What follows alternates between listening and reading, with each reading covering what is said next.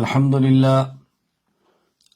لله وحده لا شريك له والصلاة والسلام على من لا نبي بعده وعلى آله وأصحابه الذين أوفوا عهده أما بعد فأعوذ بالله من الشيطان الرجيم بسم الله الرحمن الرحيم قل هل يستوي الذين يعلمون والذين لا يعلمون إنما يتذكر أولو الألباب وقال الله تبارك وتعالى إن العلماء ورثة الأنبياء اللهم صل على محمد وعلى آل محمد كما صليت على إبراهيم وعلى آل إبراهيم إنك حميد مجيد اللهم بارك على محمد وعلى آل محمد كما باركت على إبراهيم وعلى آل إبراهيم إنك حميد مجيد۔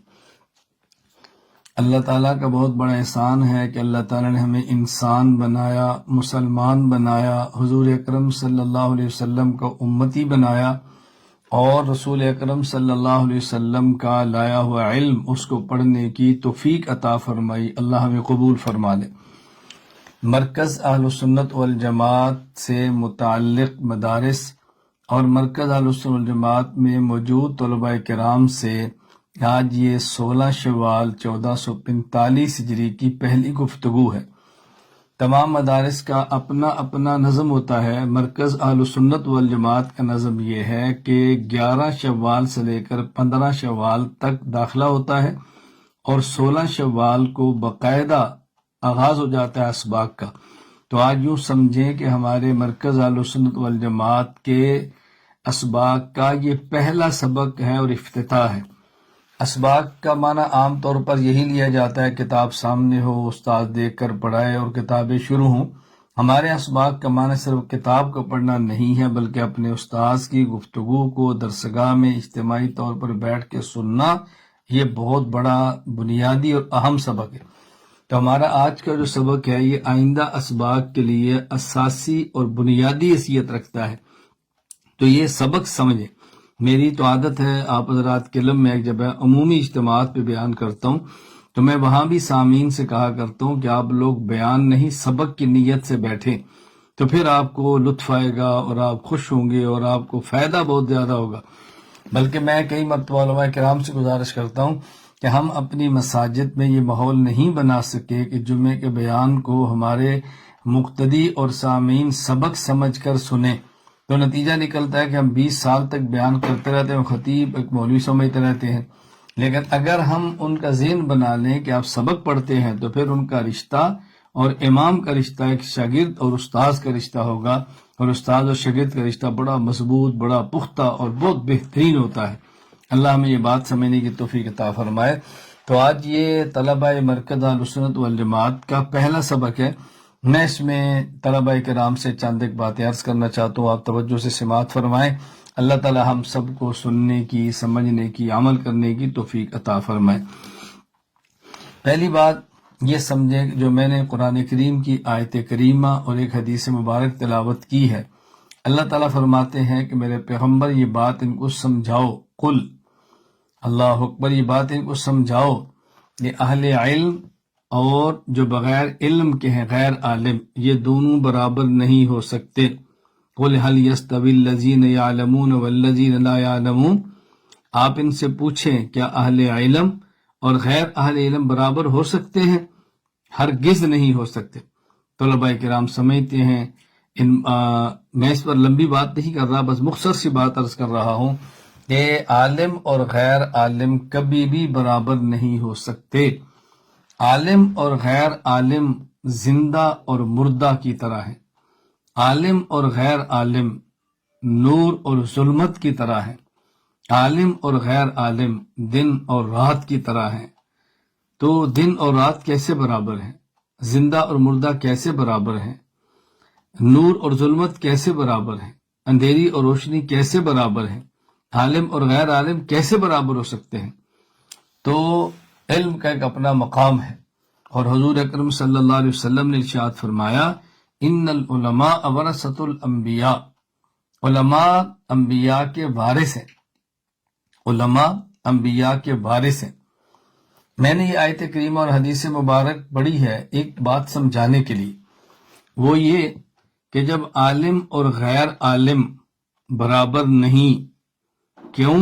عالم نبی کا وارث ہے، تو اس کا مطلب یہ ہے کہ پھر عالم کی زندگی بھی عام لوگوں کی طرح نہیں ہے، عالم کے اخلاق بھی عام لوگوں کی طرح نہیں ہیں، عالم کا رہن اور سہن، اٹھنا بیٹھنا، اس کا جاگنا اور سونا، چلنا اور پھرنا، حتیٰ کہ جینا اور مرنا عام آدمی کی طرح نہیں ہے۔ عالم کو پھر عالمانہ طرز پہ رہنا چاہیے، عالم کو عالمانہ غیرت کے ساتھ رہنا چاہیے، عالم کو عالمانہ مروت کے ساتھ رہنا چاہیے، عالم کو عالمانہ جود و کرم کے ساتھ رہنا چاہیے، کیونکہ ہم طلبہ ہیں، انہی طلبہ نے پڑھ کو کل عالم بننا ہے، تو طالب علم کا ذہن بننا چاہیے کہ میں عام طلباء کی طرح نہیں ہوں۔ ایک طالب علم وہ ہے جو علم نبوت کو پڑھنے کے لیے مدرسہ آ رہا ہے، ایک طالب وہ ہے جو کسی فن کو سیکھنے کے لیے یونیورسٹی اور کالج جا رہا ہے۔ ان دونوں میں کیا فرق ہے؟ یہ بات اچھی طرح ذہن نشین فرما لیں کہ واحد علم شریعت، علم نبوت، علم قرآن، علم حدیث وہ علم ہے کہ جو انسان کی دنیا اور دنیا سے بڑھ کر موت کے بعد کی زندگی پر بات کرتا ہے، جبکہ دیگر تمام علوم اور فنون جو سکولز، کالجز، یونیورسٹیز میں پڑھائے جاتے ہیں وہ دنیا میں ہونے والی زندگی کے بارے میں بات کرتے ہیں، موت کے بعد والی زندگی کے بارے میں بات نہیں کرتے، خاموش ہیں۔ اس کا مطلب یہ ہے کہ جو آدمی دنیاوی علوم پڑھتا ہے وہ دنیاوی امور پہ غور کرتا ہے، اپنی زندگی میں دنیا کو لاتا ہے، اور وہ شخص جو علم نبوت پڑھتا ہے گویا وہ علم آخرت پڑھتا ہے، وہ اپنی زندگی کو آخرت کے لیے بناتا ہے۔ تو اگر کوئی شخص طالب علم ہو، شریعت کو پڑھنے والا ہو، علم نبوت کو حاصل کرنے والا ہو، اور اس کی زندگی میں دین نہ ہو، عمل نہ ہو، تقوی نہ ہو، بتاؤ اس کی کیا زندگی؟ اس لیے طالب علم کو ذہن بنانا ضروری ہے کہ میں عام طلباء کی طرح نہیں ہوں، میں عام انسانوں کی طرح نہیں ہوں، میں پیغمبر کا وارث بننے والا ہوں، لہذا نبوت کا علم، نبوت کا عمل، نبوت کے اخلاق، نبوت کا تقوی، نبوت کی کڑن، فکر، غیرت، شرم، حیا، سخاوت، ادب، یہ سب کچھ ایک طالب علم کی رگ رگ میں ہونی چاہیے۔ ہم یہ ذہن میں بنائیں اچھی طرح، اللہ میں بات سمجھنے کی توفیق عطا فرمائے کہ طالب علم کی زندگی نہایت کریمانہ، نہایت شریفانہ، نہایت باحیا، نہایت تقوی والی زندگی ہونی چاہیے۔ اللہ مجھے بھی یہ صفات عطا فرمائے۔ دوسری بات، ہمارے ہاں مدارس میں جو علوم پڑھائے جاتے ہیں ان میں نمبر 1 وہ علوم ہیں کہ جو اساسی اور بنیادی علوم ہیں، جو ہمارے مقاصد ہیں، اور نمبر 2 وہ علوم ہیں جو ان اساسی اور بنیادی اور مقاصد کو حاصل کرنے کے لیے معاون ہیں۔ دونوں میں فرق سمجھنا ضروری ہے۔ قرآن کریم، حدیث پاک، عقائد اور فقہ، ان کا علم یہ بنیادی علم ہے۔ سب سے پہلا مرتبہ قرآن کریم کا ہے، پھر اس کے بعد مرتبہ ہے حدیث کا، پھر اس کے بعد مرتبہ ہے فقہ کا۔ لیکن فقہ کی 2 قسمیں ہیں، ایک ہے الفقہ الاکبر اور ایک الفقہ الاصغر۔ الفقہ الاکبر یہ عقائد ہیں، الفقہ الاصغر یہ مسائل ہیں۔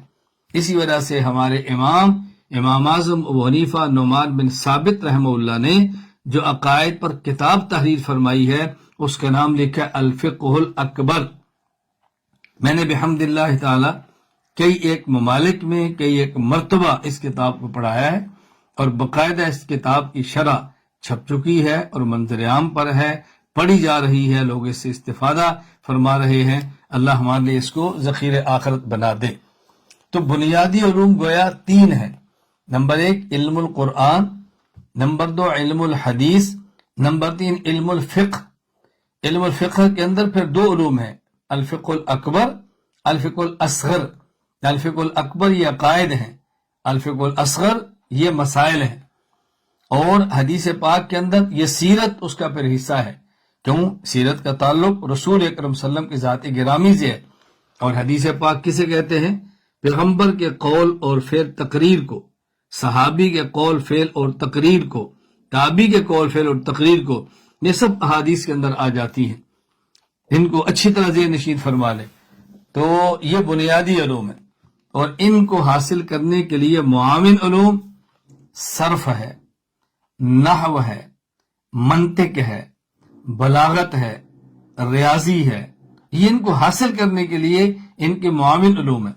لہذا اصل علم و قرآن حدیث اور فقہ ہے، اور اس کے بعد علوم صرف، نحو، بلاغت اور منطق ہے، اور مدارس میں دونوں علوم پڑھائے جا رہے ہیں۔ اب یہ ذہن بنا لیں، اگر مدرسے میں ہوں اور آپ کے پاس ایک سے زائد کتابیں ہوں تو ہم طلباء نے کتابیں کیسے رکھنی ہیں؟ سب سے نیچے کتاب الفقہ الاصغر مسائل کی، اس کے اوپر الفقہ الاکبر عقائد کی، اس کے اوپر حدیث پاک، اور اس کے اوپر قرآن تفسیر اور قرآن کریم۔ ہمیشہ کتابیں اسی انداز میں رکھیں۔ کتابیں رکھتے وقت بھی اس کا خیال کرنا چاہیے کہ سب سے اہم کتاب، سب سے زیادہ ادب والی کتاب، عزت احترام والی کتاب، وہ اوپر رکھیں۔ تفسیر، حدیث، عقائد اور فقہ، اسی ترتیب پر ہم نے کتابوں کو اپنے پاس رکھنا ہے۔ حدیث اور سیرت اگر ہوں تو ساتھ ساتھ ہے وہ۔ یہ بنیادی علوم ہے۔ صرف اور نحو، بلاغت اور منطق، یہ ان کے لیے معاون علوم ہے۔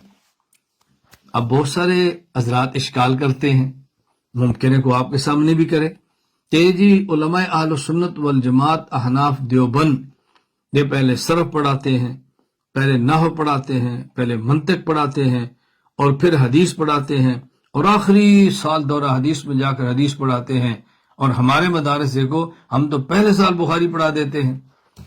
اللہ عقل عطا فرمائے، اللہ فہم عطا فرمائے، اللہ سمجھ عطا فرمائے۔ بھائی اگر کسی شخص نے اپنے مکان کی چھت پہ جانا ہو تو پہلے وہ سیڑھی پہ چڑھتا ہے، پھر چھت پہ جاتا ہے۔ کسی شخص نے ٹرین میں بیٹھنا ہو وہ سیڑھی پہ بیٹھتا ہے، پھر ٹرین پہ جاتا ہے۔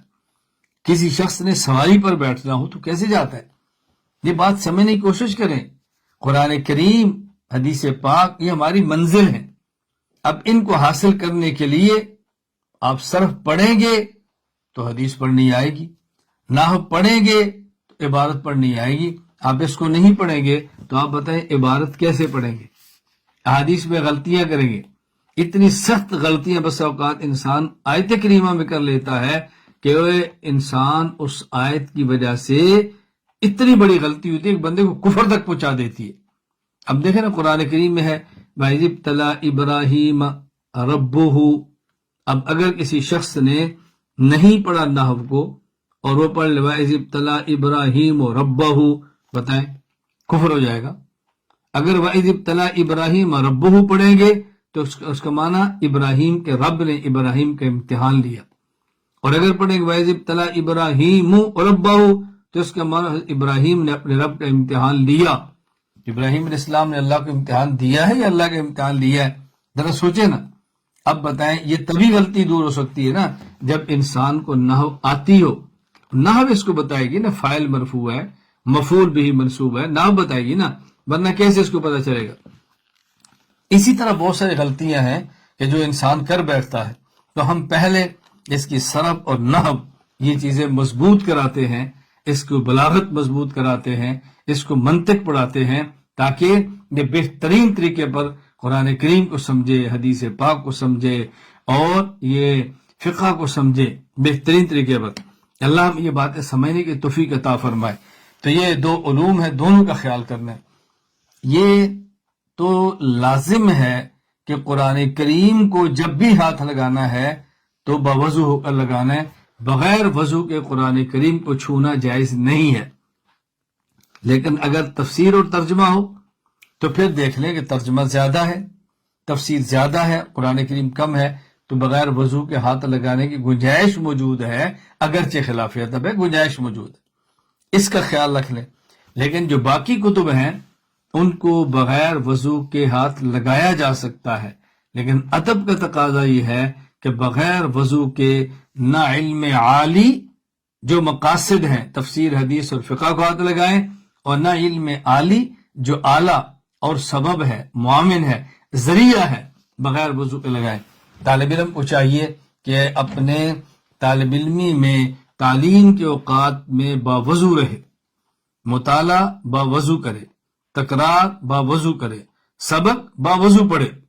اگر کسی کا عذر ہے، وضو بار بار ٹوٹتا ہے تو الگ بات ہے، لیکن کوشش یہ کرے کہ طالب علم ہمیشہ باوضو رہے۔ تو یہ دونوں قسم کے علوم ہیں جو ہم نے پڑھنے ہیں اور محنت کرنی ہے۔ نمبر 3، طلبہ کرام جو مدرسہ میں آئے ہیں پڑھنے کے لیے، یہ جو بنیادی علوم قرآن، حدیث اور فقہ اور ان کے معاون علوم صرف، نحو، بلاغت، عربی ادب وغیرہ پڑھیں تو کیسے پڑھیں؟ اس کے لیے بنیادی طور پر 5 چیزیں ذہن نشین فرما لیں۔ نمبر 1، طالب علم اعمال صالحہ، مسنون اعمال، عبادات کا خیال کرے، 5 وقت فرض نماز پابندی سے، سنن مؤکدہ پابندی سے، بلکہ طالب علم تہجد، اشراق، اگر چارج کی چھٹی ملتی ہو، مگر نہ اوابین اور عصر یا عشاء کی سنن جو زائد اور غیر مؤکدہ ہیں، اس کو پڑھنے کا اہتمام کرے، تلاوت کا اہتمام کرے، ذکر کا اہتمام کرے۔ نمبر 1، طالب علم عبادات کا اہتمام کرے۔ نمبر 2، طالب علم گناہوں سے بچے، گناہ بڑا ہو یا گناہ چھوٹا ہو، طالب علم نہ ہو تب بھی بچنا ہے، لیکن زمانہ طالب علم میں گناہوں سے بچنا زیادہ ضروری ہے۔ گناہ کے ساتھ انسان علم حاصل نہیں کر سکتا۔ اگر علم میں شریعت کے الفاظ آ بھی جائیں تو علم کی برکات حاصل نہیں کر سکتا، انسان محروم ہو جاتا ہے۔ جب مدرسے میں نہیں آئے تھے کئی گناہ ہوتے تھے، مدرسے میں آ کر اس گناہ کو چھوڑ دیں۔ بطور خاص مرکز اہل سنت والجماعت میں آنے والے طلباء سے میں گزارش کیا کرتا ہوں کہ الحمدللہ اس قدر ماحول اچھا ہے کہ آپ تصور نہیں کر سکتے۔ نہ محرم عورتیں نہیں ہیں، بازار نہیں ہے، وہاں اخبارات نہیں ہیں، وہاں قرب و جوار میں کوئی دکانیں ایسی نہیں کہ جہاں پر عورتوں کا آنا جانا ہو۔ اب کو کثرت گناہوں کے پیچھے دوڑے، بتائیں اس بندے کا کیا علاج کرے؟ بہترین جگہ ہے، ہوادار جگہ ہے، کھیلنے کے میدان موجود ہیں، اور بہترین صحت کے لیے آب و ہوا اتنی عمدہ ہے کہ میں اس کی تعریف زیادہ نہیں کرتا کہ آپ کہیں گے اپنے مدرسے کی تعریفیں کر رہے۔ آنے والے طلبہ سمجھتے ہیں، پڑھنے والے طلبہ بہت اچھی طرح سمجھتے ہیں۔ گناہوں سے بچے۔ نمبر 3، محنت کرے۔ کیوں؟ العلم لا یوتی کا بازک حتی توتیہ کلک۔ جب تک انسان اپنا سب کچھ علم کے حوالے نہ کرے، علم اپنا کچھ حصہ بھی نہیں دیتا۔ محنت کرے، بھرپور محنت کرے، صبح و شام محنت کرے، دن رات محنت کرے، محنت میں کمی نہ آنے دے۔ نمبر 4، ادب کرے۔ ادب کس کا؟ جس استاد سے پڑھتے ہیں اس کا، جس کتاب کو پڑھتے ہیں اس کا، جس درسگاہ میں پڑھتے ہیں اس کا، جس مکتب اور تپائی پہ کتاب رکھتے ہیں اس کا، حتیٰ کہ اپنے مدرسے کے باورچی اور اپنے مدرسے کے ڈرائیور اور اپنے مدرسے کے گارڈ تک ادب اور احترام کریں۔ آپ کا باورچی سے کیا مسئلہ ہے؟ گارڈ سے آپ کی کیا لڑائی ہے؟ ڈرائیور سے آپ کے کیا لینا دینا ہے؟ وہ آپ کے لیے ذریعہ ہے اچھے پکانے کا، وہ ذریعہ ہے آپ کی حفاظت کا، وہ ذریعہ ہے آپ کے سامان لانے کا۔ ان ذرائع کا احترام کریں، ادب کریں بہت زیادہ۔ نمبر 5، تعلیمی مصروفیت کے راستے میں جو رکاوٹ ہے وہ تمام تعلقات کو ختم کر دے۔ موبائل بہت بڑی رکاوٹ ہے، ختم کر دے۔ خطوط لکھنا بلا وجہ بہت بڑی رکاوٹ ہے، ختم کر دے۔ اخبارات کو دیکھنا بہت بڑی رکاوٹ ہے، ختم کر دے۔ جلسے جلوس میں شرکت بہت بڑی رکاوٹ ہے، ختم کر دے۔ مدرسے سے باہر جانا بہت بڑی رکاوٹ ہے، ختم کر دے۔ بار بار گھر جانا بہت بڑی رکاوٹ ہے، ختم کر دے۔ دوستوں سے بلا وجہ گپیں لگانا، دوستیاں بڑھانا، اپنے تعلقات کو کم کریں۔ آپ یقین فرمائیں جتنے تعلقات کم کریں گے اتنا ہی زیادہ علم آئے گا۔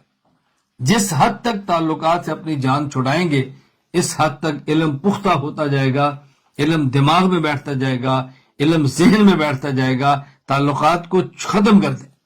آپ اندازہ فرمائیں گے کہ پھر کس قدر فائدہ ہوتا ہے۔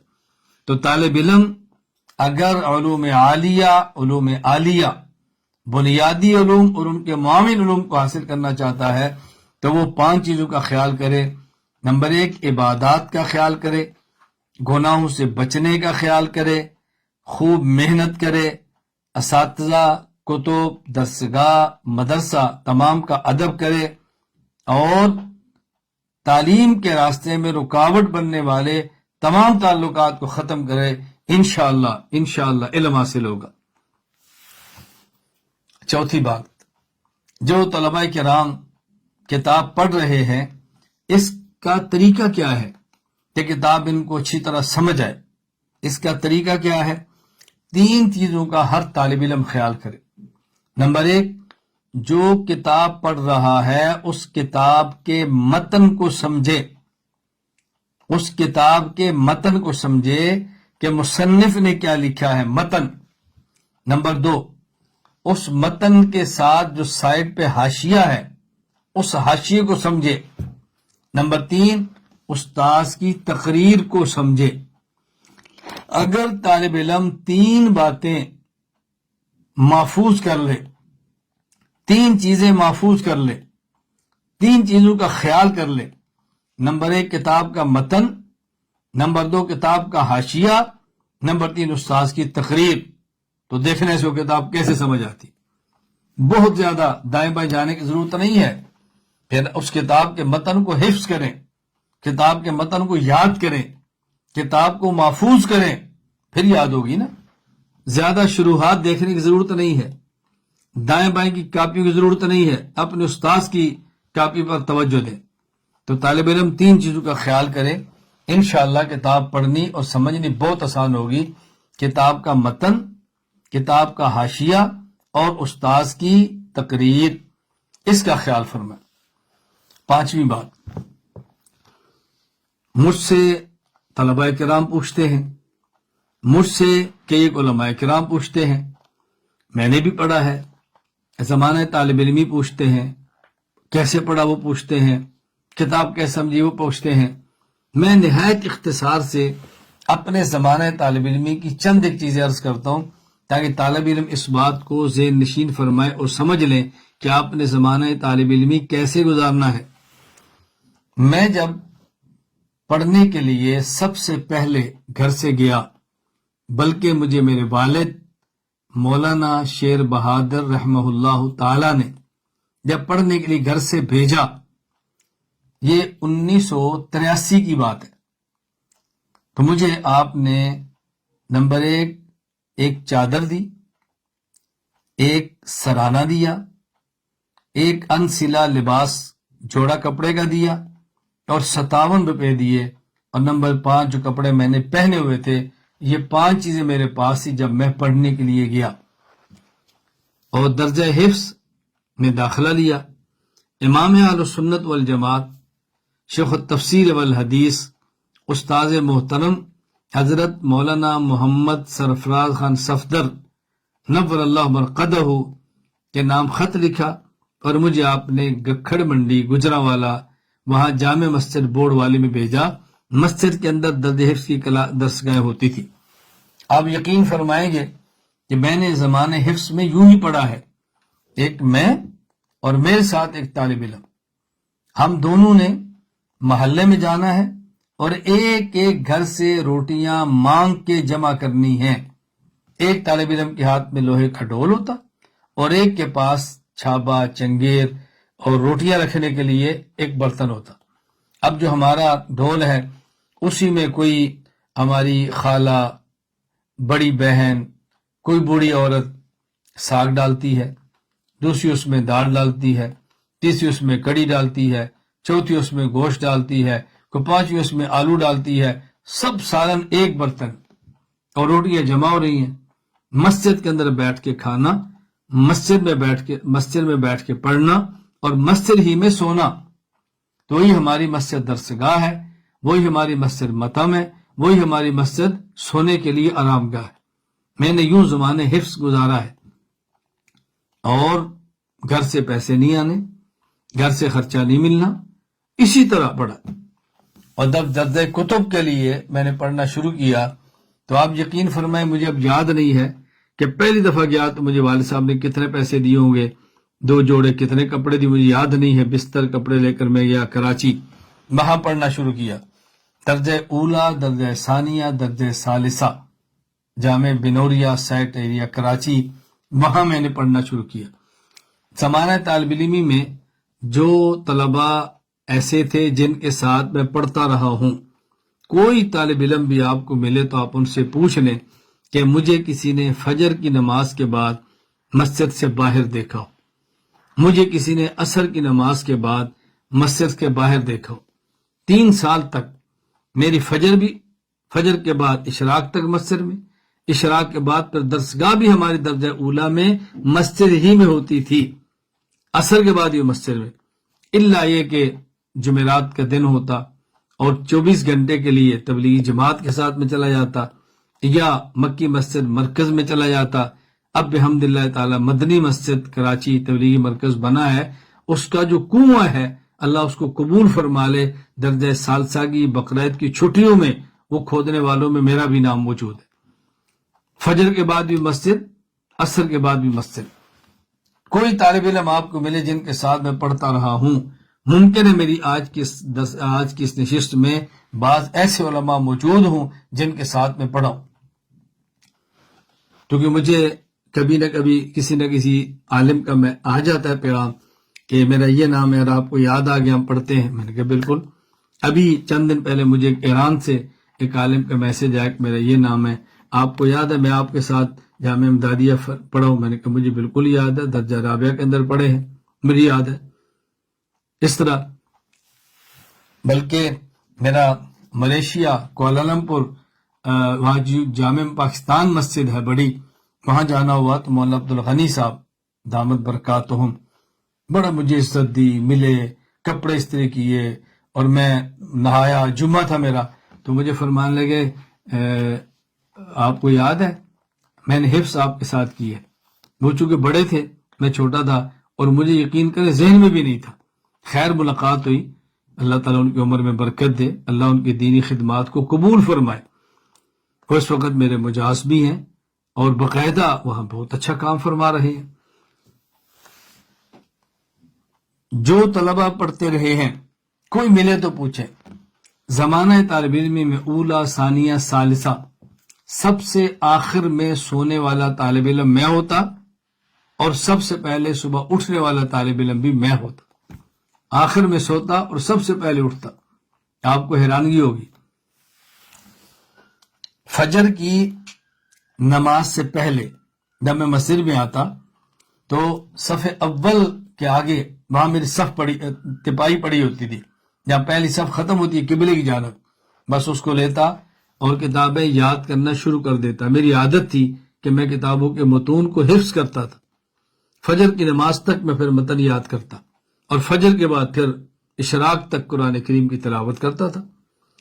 رات کو عشاء کے بعد اللہ گواہ ہے، اللہ جھوٹ بولنے سے مجھے بھی اور آپ سب کو محفوظ رکھے، میں جب صرف وغیرہ یاد کرتا تو رات 12 ساڑھے 12 بج جاتے صرف جب یاد کرتا۔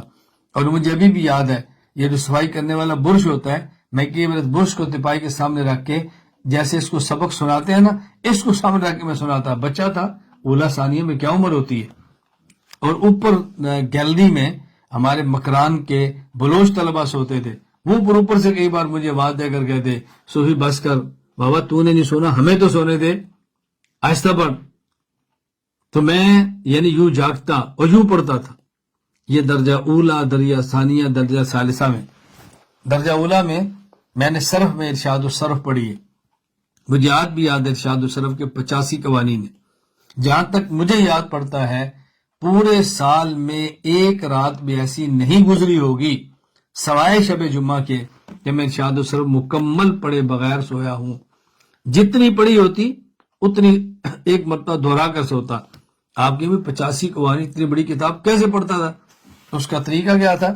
قانون نمبر 1 اس کا نام یہ ہے، اس میں شرطیں اتنی ہیں، اتنی شرطیں وجودی ہیں، اتنی شرط سلبی ہیں۔ قانون نمبر 2 نام یہ ہے، اس میں اتنی شرطیں وجودی، اتنی سلبی۔ میں یوں کر کے بھی اس کا پورا خلاصہ رات پڑھ کے سوتا تھا، اور بحمد اللہ تعالی میں نے صرف میں درجہ اولا میں سالانہ امتحان کے اندر 20 اور نمبر لیے ہیں، اور میں نے درجہ ثانیہ میں سالانہ امتحان علم الصیغہ کے اندر وفاق کے اندر 20 اور نمبر لیے ہیں، صرف بحمد اللہ تعالی میں نے یوں پڑھی، صرف پڑھتے تھے استادہ کے پاس۔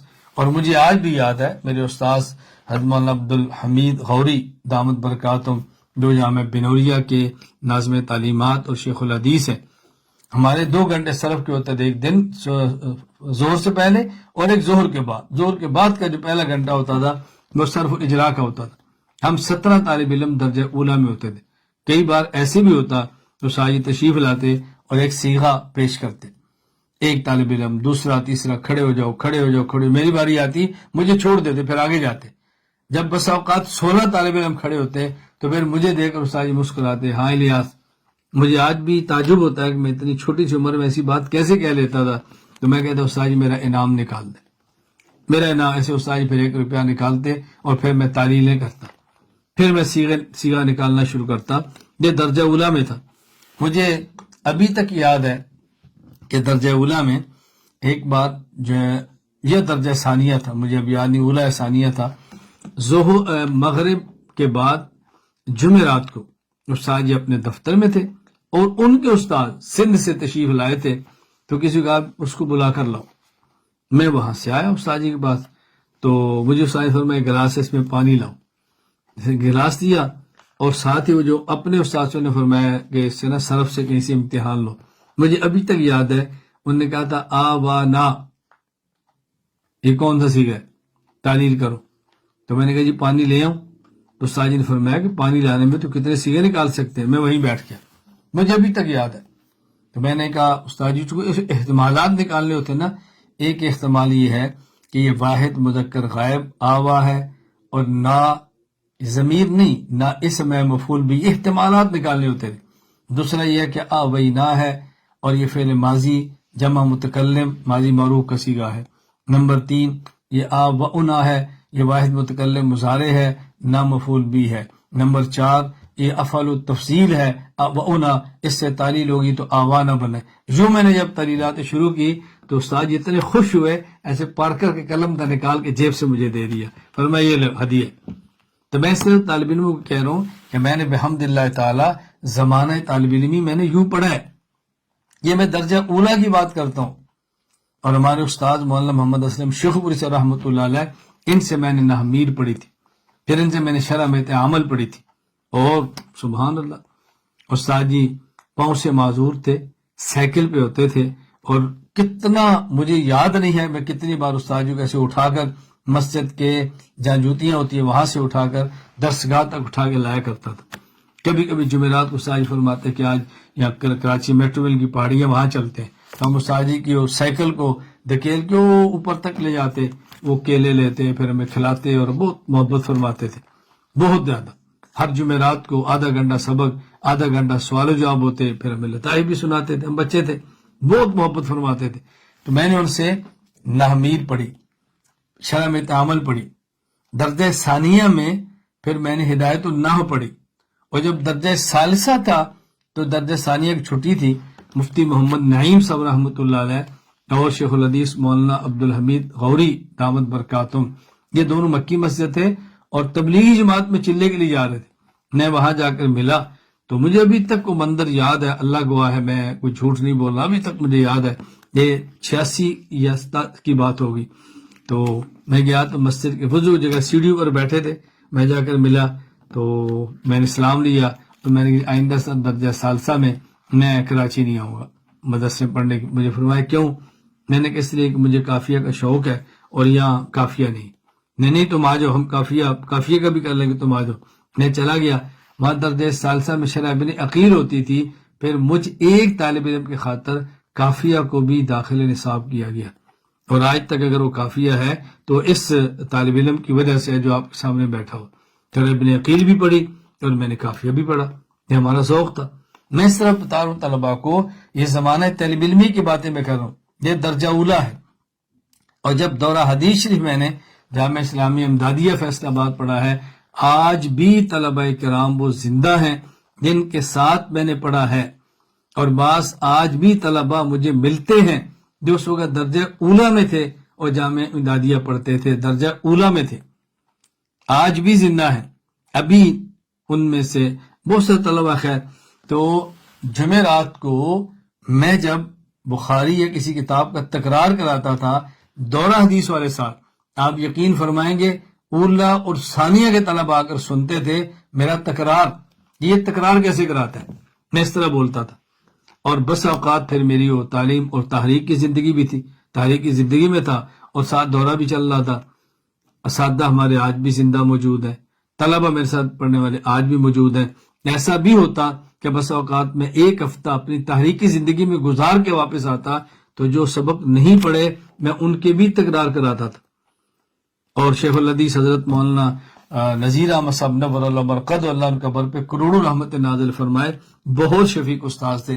ایک بار مجھے بلا کر فرمانے لگے میں نے 35 سالہ زمانہ تدریس میں واحد طالب علم تجھے دیکھا ہے کہ جو تحریک اور تعلیم کو یوں لے کر چلتا ہے۔ یہ طالب علم تحریک ہے تو تعلیم نہیں ہے، تعلیم ہے تو تحریک نہیں ہے، اکٹھی لے کر چلنے والا میں نے پہلا طالب علم دیکھا۔ میں آپ کو منع نہیں کر رہا تحریکات سے دور رہیں، جلسے جلوسوں سے بچیں، اس سے علمی ذوق تباہ ہوتا ہے، میں آپ کو کہہ رہا ہوں نا۔ تو ہمیں اس آجی فرماتا ہے کہ میں نے پہلا طالب علم تجھے دیکھا ہے، تو کس طرح اس کو لے کر چل رہا ہے۔ خیر میں مزید اس پہ کوئی بات نہیں کرتا، میں کو اپنی تعریفات نہیں کر رہا، میں کو اپنے کارنامے بیان نہیں کر رہا، میں زمانہ طالب علم اس لیے بیان کر رہا ہوں کہ میں اس دور کا بندہ ہوں، میں کوئی قدیم ترین ماضی کا آدمی نہیں ہوں۔ طلبہ کے ایک ذہن بنا ہے وہ جی وہ بڑے پرانے دور کی باتیں ہیں، علماء ایسے پڑھتے تھے، پرانے دور کی باتیں، خرچے نہیں ہوتے تھے، پرانے دور کی باتیں کہ ایسے ہوتا تھا۔ میرے گھر سے خرچہ بھی نہیں ملتا، کپڑے استری کرنے کے لیے استری نہیں ملتی تھی، طالب علم کر دیں تو ان کی نوازش۔ میں جمعرات یقین فرمائے کراچی پڑھتا تھا تو جمعرات طلبہ چھٹی پر جاتے کراچی والے، وہ جمعے کو جب واپس آتے تو کوئی مجھے سموسہ دیتا اور کوئی بیچارہ مجھے بریانی کھلا دیتا اور کوئی شامی کباب دیتا، یہ سمجھ کر یہ غریب طالب علم ہے، بڑا محنتی ہے تو چلو اس کے اوپر ترس کھا کے اس کی خدمت کر دیا کرو۔ زمانہ طالب علمی میں نے یوں گزارا ہے، اس کا پھر نتیجہ آج آپ اپنی آنکھوں سے دیکھ رہے ہیں۔ اللہ مجھے اور آپ سب کو قبول فرمائے اور نظر بد اور بد نظری سے محفوظ فرمائے۔ میں نے جب پڑھانے کے لیے سب سے پہلے جو آغاز کیا ہے وہ معہد الشیخ زکریا چپاٹا زامبیا افریقہ وہاں شروع کیا، یعنی افریقہ بر اعظم ہے، زامبیا اس کا ملک ہے، چپاٹا اس کا شہر ہے، وہاں پر معہد الشیخ زکریا میں نے سب سے پہلے وہاں کچھ ماہ تک سبق پڑھا ہے۔ مولانا عبدالرحیم مطالعہ رحمہ اللہ، شیخ زکریا رحمہ اللہ کے مجاز تھے، حضرت کے نام پہ ادارہ قائم فرمایا تھا۔ میرا تاریخ کا سفر تھا، وہاں گیا، میرا درس سنا تو مجھے فرمانے لگے تم ہمارے یہاں مدرس لگ جو۔ میں نے کہا جی ٹھیک ہے، میں نے پڑھانا شروع کیا۔